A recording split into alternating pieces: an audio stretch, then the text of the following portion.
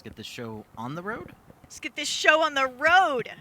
I mean, it is on the road. It's a show on the road. It's actually a show on the road. A legit show on the road. Welcome to the Wandering RV Podcast, your bi-weekly source for our stories. On your right.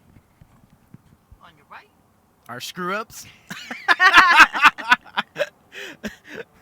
Like that. All right, we're going to start that again. That was a practice round.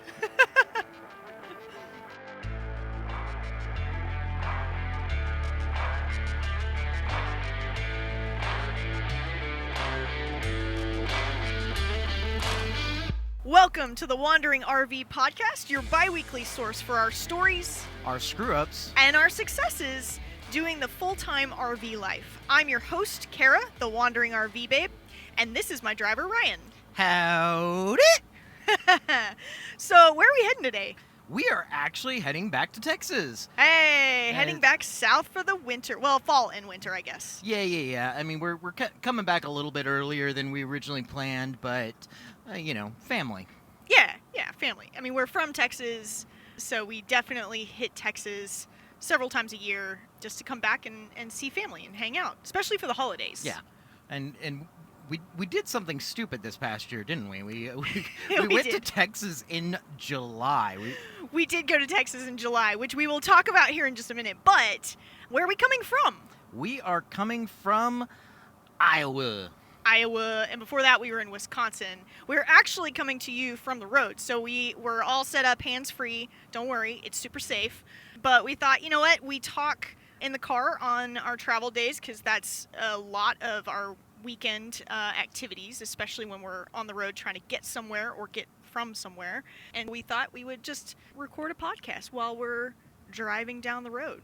Say all the things that we would say to each other, but to everyone else. Exactly. It's like you're in the car with us. It is like you're in the car with us. And if you're listening to the podcast right now in your car, then we're in the car with you while you're in the car with us. It's carception. Oh, goodness. Okay. So moving on from whatever that was. We were in Iowa before. It was really just kind of a pit stop so that I could work for a week. Because I work Monday through Friday from home. Which is really, really fun and very convenient for us to be able to travel, year-round, full-time. But because it's kind of a Monday through Friday gig, we limit our travel days to the weekends. And so we were coming from Wisconsin, and we forgot to make some reservations. So tell me a little bit about how these, because Ryan's the one who does all of our scheduling and reservations for campgrounds and things like that. So tell me about how we landed in Iowa. Well, you see, what happened was I was planning our trip to Wisconsin and didn't really think about it until I think we were in Branson or St. Louis or something, and I didn't really think about our entire trip back, because usually I can kind of just, if it's just a 1-night or 2-night stay or something like that, some super short stay, I can usually just call the week of and I can get a reservation. Yeah, sometimes the day of. Yeah, sometimes even the day of. However, unfortunately, I didn't realize that the week we were leaving Wisconsin was also going to be Labor Day weekend. Yeah, when everybody is trying to get their, last-minute camping trips in before, school gets in full swing and holidays get in full swing and, that kind of thing.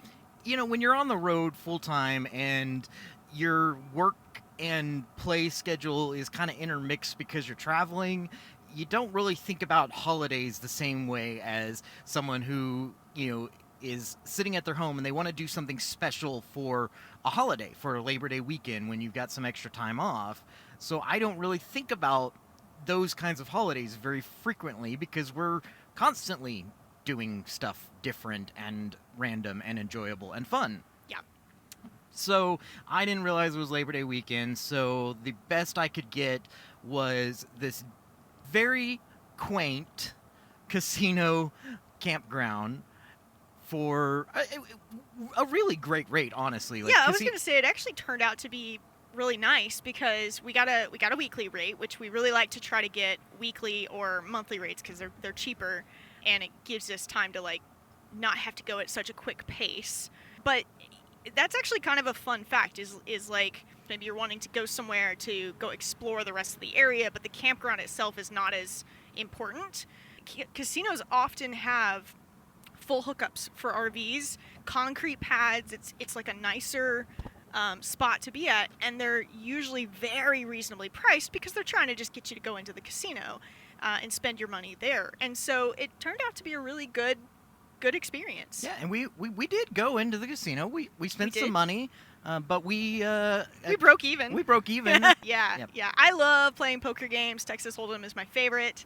We've actually picked up some poker games at some of the different campgrounds that we've been at with some of the other campers, and so that's been fun as well. But yeah, just played a little Mississippi Stud. It was the first time I'd played, so maybe beginner's luck a little bit. But yeah, broke even. So had fun, and really didn't end up spending any money.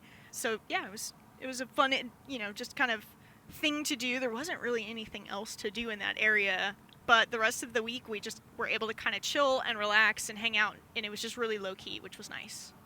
Yeah, it was really, really cool, really awesome. Yeah. Definitely a high recommend if there's a casino nearby and you're not necessarily like wanting to go to a campground to be in nature. It's a great way to save a buck, or you just need to stop off for a night. Yeah. It's a great way to save a buck and have a campground full hookups and everything. So we went to Wisconsin, Ryan just mentioned, to see some friends of ours, and we were up in the Green Bay area, and it was gorgeous. The weather was beautiful, still kind of summertime, but not, scorching hot, which was great. So I've never heard of this before, but our friends and Kara all introduced me to Door County.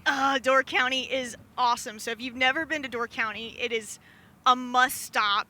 Beautiful, like very, very picturesque. Right there on the like little tiny peninsula of Wisconsin, and they have traditional fish boils where they put the fish into a big pot. You get there about 30 minutes before dinner time, and you can see them cook it. And they do this whole thing where they pour kerosene, like right at the very last minute. They pour kerosene into the fire, and it just makes everything boil over. It kind of gets rid of all the gunk that's floated up to the top, and it's a really, really good meal. Like we had potatoes and coleslaw and boiled onions in there as well. Super, super tasty, and the fish is fresh caught every single day from the bay or from the lake. So yeah, we went to the old post office restaurant, which everybody told us was the best place to go for a fish boil, and they did not disappoint. It was incredible, and I would highly recommend going there. But on our way, we stopped at some really cool other places in Door County. Yeah, so there was a winery we stopped at to try some wines, and we stopped at this. As you do in Wisconsin, you stopped at a random cheese place so we could buy some cheeses. Oh yeah, the cheese house was incredible, and they were so generous with just their samples that they let us try that I felt like I had a snack by the time we left. But yeah, that was the Wisconsin Cheese House, and that was great. They have one lady, I think they said she's from the Netherlands or Norway, Sweden, one of those countries. Moved here a long time ago, and she wanted good cheese, and specifically good Gouda, I think is what they said, and we didn't have it in that area in America. So she started making it herself, and what she makes is incredible. So we bought, I don't know, like $50 worth of cheese, and I think we've eaten through at least half of it so far. We're trying to slow down and save some because it's just so good. So I want to talk a little bit about our last time in Texas, because we were here for July the 4th, and it was blazing hot. I mean, we had multiple days above 110 degrees. And for those of you who don't know Texas, that's actually not normal. It's you might have several days above 100 degrees, but to actually cross 110 degrees for multiple days in a row, it is miserable. Yeah, and the real feel, that wasn't the real feel. That was the actual temperature. So real feel was like closer to 121 or 120, something like that. It was hot. That was a mistake. We should not come to Texas in July. that is hot enough already that most people feel uncomfortable. And if you're, especially if you're in an older home, your ACs can't necessarily keep up. But being in a camper in 113 degrees, That's a whole new ball game. it's a whole new ball game. Most campers are rated at approximately 20 degrees differential from outside temperature. Yeah. So Yeah, you can usually get it reliably 20 degrees cooler than it is outside, or hotter than it is outside. yeah. So at 113 degrees with humidity, that means inside the camper with the AC blowing all day long, the max I think I saw it inside was 95 one day. Yeah, You're yeah. practically toasting yourself. Yeah, it was quite warm. In fact, so we have a device and a service that we keep inside the camper where we set a threshold of it notifying us. So essentially, we have a device that will text us if the power gets turned off, or if the temperature inside the RV either gets too high or too low. And we can set that temperature, which is great. And it's mostly to, like, so if we're out doing stuff and say the campground lost power, we would know if it's starting to get too hot in there for our dog. Yeah. So, yeah, we have a dog. She loves camping. She's actually in the car with us right now, sleeping in the back seat on her bed, because that's one of her favorite things to do when we're on the road. But we have that. It's just for extra security and extra safety for her. So, like Ryan said, if we're out and about and something happens, we can go ahead and get back in time before she's, her health is adversely affected by any kind of power outages. And what was crazy was while we were in Texas, that thing was going off every single day. So we could kind of hold the temperature until about mid-afternoon. And then by mid-afternoon, because usually the heat of the day is actually around like 5 or 6 p.m. And by mid-afternoon, it was already going above that threshold. We were already getting text messages saying the heat was too high. And that's when we had it set, I think, at like 85 or 86. We ended up having to bump it up because it was still fine. It was uncomfortable, but it wasn't dangerous. So we bumped it up a little bit, I think, to like 87 or 88, and it still kept going off. It would go off a little later in the day, but it still kept going off. So it was definitely very uncomfortable. So we ended up staying at 3 different campgrounds, I think, in total while we were there. Yeah. And one of the key differences, and we knew it, but we didn't realize how big of an effect it really had, was any amount of tree coverage made that better. Oh, and yeah. We don't always like to have a ton of trees. We have a fifth wheel. It's very tall.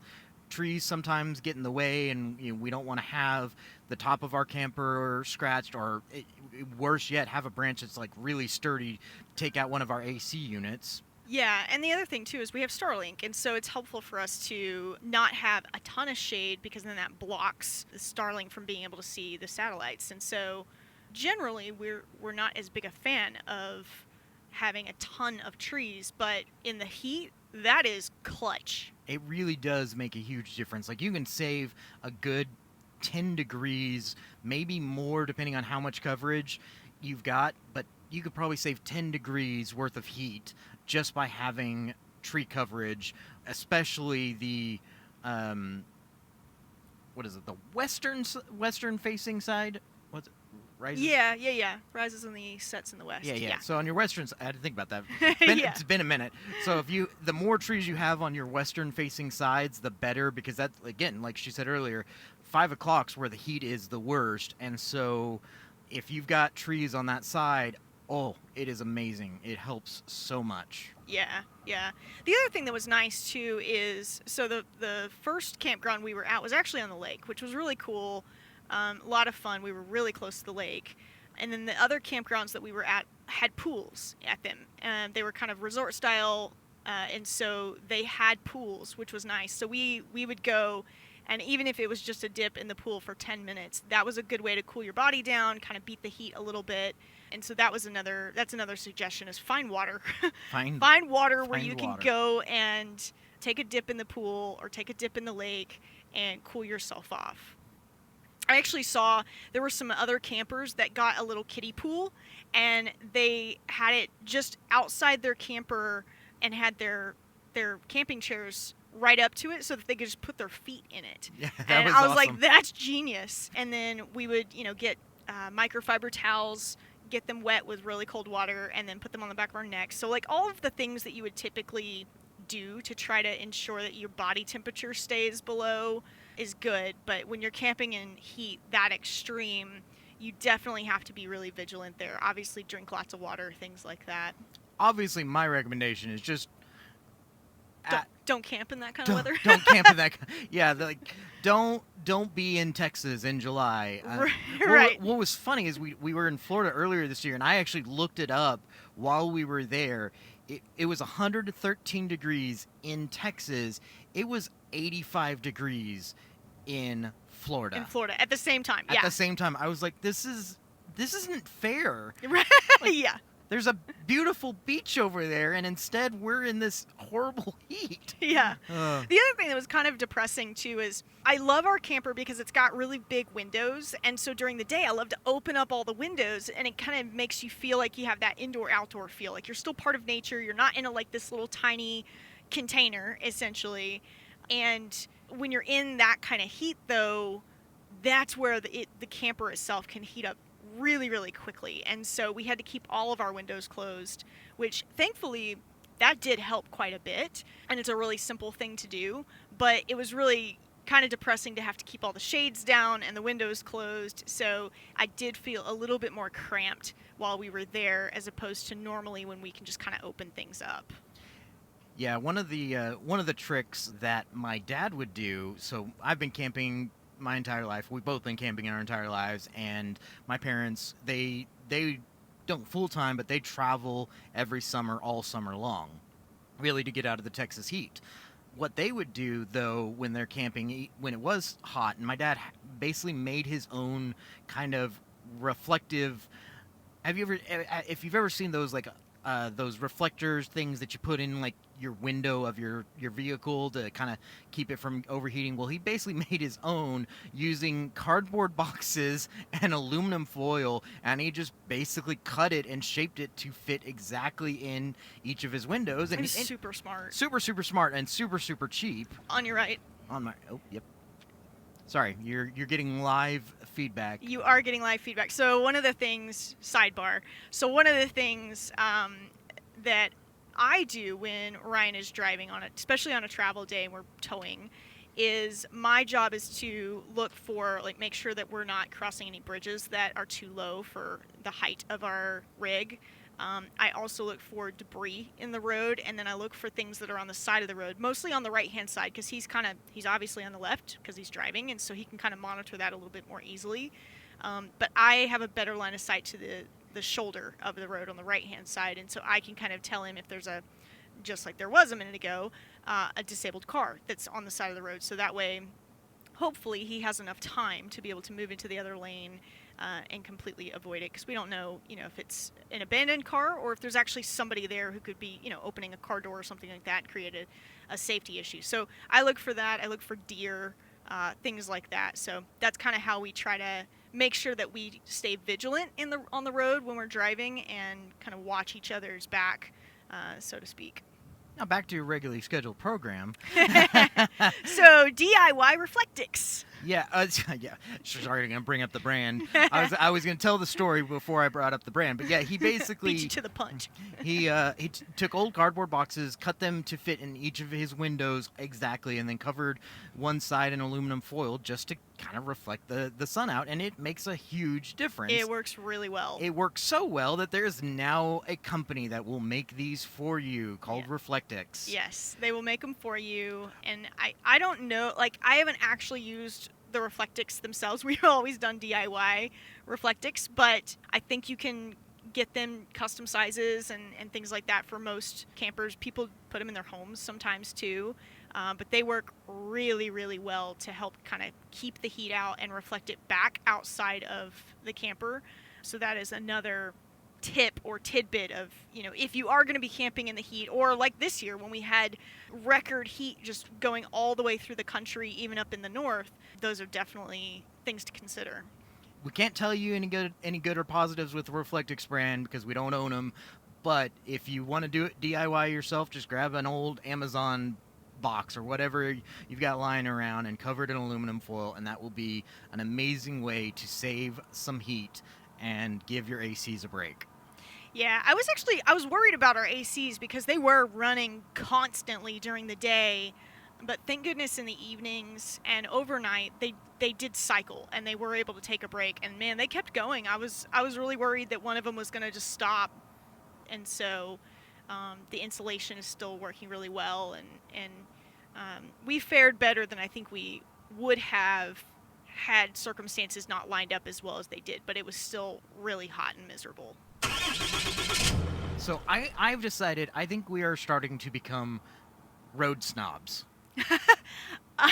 I mean, we're on the road quite a bit, and we've seen a lot of the country, and there's some definite differences, state by state and like region by region. There really are. I mean, you go up into the Northeast, like there's so many roads that are falling apart just because it's so cold there that they don't have a lot of time to actually work on all of the roads. So they have to work on only the most important roads when they can, when there's issues due to ice melting. And then you've got certain parts of the country that just don't have a lot of money. Certain states are just, I'm not talking about individuals, I'm talking about the actual state. Yeah. Just doesn't have a lot of its own money to work with. Yeah, or a lot of budget for infrastructure. Yeah, and so there's a lot of states that just don't have the money to put into it. And then you've got places like Texas where they've got really good roads, but literally everything is under construction at all times. Right. There is never a moment where things are not under construction. But yeah, we've been driving through Oklahoma today, and I mean, first got into Oklahoma and kind of ran into exactly what I was expecting, which is Oklahoma roads not really being that great. Yeah. Terrible roads when we first crossed the border this morning. Which I've been aware of most of my life, because living in Texas, you do go to Oklahoma every once in a while, that Oklahoma just never had good roads. Well, they are doing work, and so we've actually hit some spots where they've got some construction. We've hit some spots where they've recently put down asphalt roads. And one of my big pet peeves with asphalt roads is the transitions to the bridges, which are concrete, are not always great. Sometimes like there's this really deep bump and like really jarring and really not something I enjoy pulling my trailer over. Right. And then sometimes they're really, really good and clean transitions. Yeah. Well, Oklahoma, at least with their new construction, is doing a really, really good job. Yeah. The other thing that's interesting, and we've seen this across the country, is that some concrete roads have this weird effect when you're towing where you feel a little bit like you're kind of moving with waves. It's almost like waves on the road where you're just kind of rocking back and forth a little bit. And it's a really, really odd effect. And the only time that I've seen it or felt it is when it's that kind of lighter concrete road. And it doesn't matter if they're older or newer, but it's real annoying. It kind of, if you get motion sick, which we don't thankfully, it could definitely cause you some problems. And we've seen it all across the country in different spots. And so I definitely prefer the direction that Oklahoma is going with their new construction on, at least on 35, which is where we're headed from, because 35 goes all the way from Duluth, Minnesota, down through Texas. And so literally from our trip from Wisconsin all the way back down to Texas, we've been on 35 for the last 4 days, something like that. So anyway, I appreciate that that's what they're doing with it. So we have a question from everywhere we go. People ask where we're from, and so it just kind of naturally comes up in conversation that we travel full-time in our RV. And so naturally, people are very curious about that. They have lots of questions, and it's fun to answer their questions. And so we thought you might have some questions, and so we wanted to at least just introduce at least one question every episode. So the question that we got today is actually from a lady that we met when we were in Door County. We were actually at this like cute little coffee shop called Sip in Ephraim, Wisconsin, and so she just was asking us questions about being in an RV. I think that they have an RV right now, and they do weekend trips and kind of vacation trips, but they're really strongly considering selling their house and doing this full time. And so she asked us, what's the most challenging part of transitioning to full-time RV life? Ooh, that's a very good question. That's a great question, I Yeah, think. Do you have an answer? What's do. your thought? Okay, so and ours is specific to us. So obviously there's some people who live in an RV full time and they're semi, if not fully stationary, and they don't really move around. But for us, we really wanted to be able to travel, and so we are literally traveling, every 3 or 4 weeks to a new location. I did not realize how tough that can be to actually plan out. Oh, well, let me rephrase. It's not to plan out, to actually get everything scheduled. Yeah. So every campground is run independently by their own managers or owners and have their own policies on how they do everything. You've got some nationwide companies like KOA and Jellystone, and then you've got some like membership programs like Passport America and Thousand Trails. But for the most part, every campground is run independently, and some of them, you call up, you schedule a campsite, and they say, "We got you down. You're good to go. See you when you get here." And that's it. No email, no confirmation, no nothing. You're like, I hope that spot's gonna be there. Hope you wrote it down and you remember me. Exactly. So I kind of have a policy that if they don't send me an email, I don't always necessarily use them. Like, it's kind of my own personal policy. Like, I need something in writing so I know that you know that I'm coming. And that just helps me to, make sure that when I get there, I actually have someplace to stop. Because if I don't, then now I've got to find someone else who can shack me up for a couple of weeks or however long I was planning on being there, which is very, very challenging. Like I said earlier in the episode, like one night stays, no big deal. You can sometimes make those the day of. It's those longer stays where, like, I need to know that you're going to have a spot for me. Yeah. So there's some out there that don't give you any confirmation, no email, no nothing, and I'm not a big fan of using those. Then you've got some that require, a tiny little deposit, or maybe no deposit, they just want to hold your credit card. No big deal. So you give them your credit card number. I'm great with that. Give me confirmation, and I'm happy. Some will require a single day's deposit. Some will, especially for longer ones, they might require a week's deposit or a month's deposit if you're staying even longer than that, or the whole thing right now when you set the reservation. And the issue with that is we are budgeted for our site fees month over month, and I'm making plans for months in advance. If I'm making too many plans at once, then we'll just blow our budget because there's going to be too many sites that are going to require deposits or full payments that are just going to mount up real quickly. Well, and on top of that, not every campground will let us set a reservation out that far in advance either. That's true. That is very true. Like, some of them, they only want to really get a reservation for holidays in advance, and everything else, some of them are like, nope, we don't want to know until 3 months out. It was really just came down to, I didn't think about the fact that, yeah, I budgeted month over month for a certain amount of money to be used on site fees, when in reality, I'm not only sometimes paying for the site I'm in right now, but I'm also paying for a site I'm going to be in 3 months from now. Yeah. So that's definitely a challenge. And I think even just kind of calling around to different campgrounds and finding the ones that we want to stay at. We do have a standard of quality that we expect, and we don't necessarily stay at the resort styles all the time or anything. In fact, we very rarely do, but we want to make sure that it's a well kept place that we're going to be at, and so that takes a little bit of extra time as well to try to find them and then call and schedule and look up reviews and all that good stuff. And it's really important for us because we're in it full time. We shower in there, we use the restroom in there, we cook and clean in there. We need full hookups. Like, yeah, there's a lot of campgrounds that only have water and electric, and I need sewer. I don't want to, just because my tanks are full, I don't want to have to pull to a dump station to dump, a couple of times a week essentially. Yeah. My answer to that question, the most challenging part of transitioning to full-time RV life, is a little bit more on the day-to-day. So mine was really just kind of tactically that we don't have a dishwasher. I am the dishwasher, and we don't have a disposal. And so grease and things like that and food particles should not go down the drain.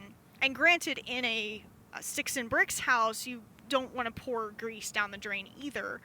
But you do have a disposal most of the time, or at least we did in our house before we sold it. And so there's a difference in how you cook because there's a little less space in an RV. And so traditional meals where we would pull out 3 or 4 pots at a time, we've really tried to pare that down and figure out how we can cook our meals in using as few dishes as possible because our sink isn't super big. And then, making sure that we're wiping things out with a paper towel and putting them in the trash first, really taking care not to let too many particles go down the drain or anything like that because it's a tank that we're carrying around with us that we have to clean out ourselves, and it's not as durable as, say, a house. So that it takes some getting used to. It's just a different lifestyle. It's a different way of doing things, but it's definitely something that happens on a daily basis that we have to kind of keep up with. And so that was just an adjustment. It's not a bad thing. Like I don't mind doing our dishes, and as long as we kind of stay on top of it, then they don't build up, and it's fine. But that was, it's just something to adjust to. The other thing I think that was interesting is the weather. Oh, yeah. We have to be really, really aware of the weather. In fact, I think between the two of us, we have 3 different weather apps that we use, and we refer to those at least every day, sometimes 2 or 3 times a day, depending on what's happening with the weather, because we're in essentially a camper that is made of an aluminum frame and plywood. It's not going to hold up to really severe weather, and so we have to be really aware of what's happening in our area just to make sure that we're safe and that we can proactively seek shelter or move to a safer location if for some reason inclement weather comes up. Or even sometimes just to pull in our awning, just be like, yeah, if we don't. That's, I mean, honestly, it's really things as small as just knowing, hey, it's going to be extra windy today, so don't put out the awning today. Yeah, that kind of, or what direction the wind is coming from. Yeah, exactly. Yeah, I'll add on to that, and I'll say, like, when I was in a house, I had my car in the garage. I didn't really have to think about the weather other than, does it look like I need a jacket today? And that was really the only thing that ever kind of crossed my mind. And I'd just look out the window and be like, looks like it might be a little chilly. But one of the other big things that's a huge important factor is traveling. Yeah. Travel days. So my biggest thing that I really, really like to look for is it going to be raining? I'm not saying I won't travel in the rain. I definitely do. We did yesterday. We literally did yesterday. We were actually going to be recording this podcast yesterday, but it was raining, so we decided to wait until we had a nice clear day. I don't mind traveling in a certain amount of rain. It's when you've got massive thunderstorms or high winds. That is my biggest thing. I don't like to travel in high winds. Essentially, they will tell you, especially for a camper our size, we've got a 41-foot fifth wheel that's about 13 and a half feet tall. At our size and everything, they will tell you approximately 60 miles per hour is enough of a crosswind to knock you over going at highway speeds. Yeah. And that's kind of scary to think about because that actually can happen sometimes. So I'm always looking at what are the highs for our gust. What are the gust?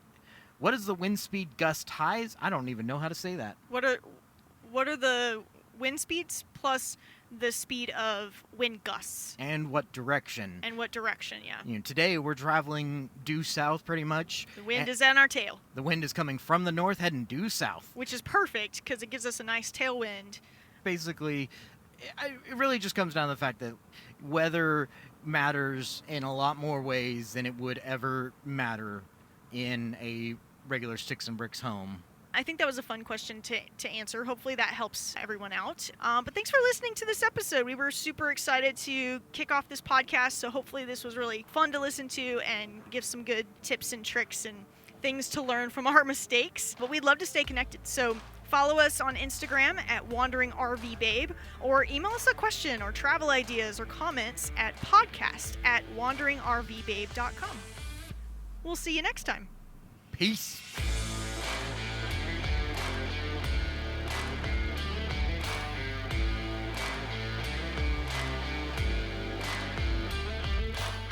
Okay, so she, you know, you can't see her, but she's got her whole body spread across her bed right now, and her head is sleeping, like she's sleeping with her head on the other seat on top of your hoodie. Well, it's really cute. Of course she's got her head on my hoodie. Of course she does. Why I hadn't been keeping the hoodie in the truck was for that very reason. I'm pretty sure you're going to have a little bit of dog hair on the sleeve. And slobber and all that. Yeah, she doesn't slobber too much. Yeah, oh, I woke her up. I'm talking about you. So we got to stay at a Boondocker's Welcome last night in Wichita, Kansas, called the Strange Concrete Pad. That was great. That was the best Boondockers Welcome we've been to yet. 50 amp service, water, everything, and one of the most level sites I think it's basically his driveway, but it was like one of the most level concrete pads we've ever been at. I literally got out of my truck, checked the leveling, and it was like 0-0, and I was like, what? You never get that level. No, not it was really even great. at like nice dedicated campgrounds.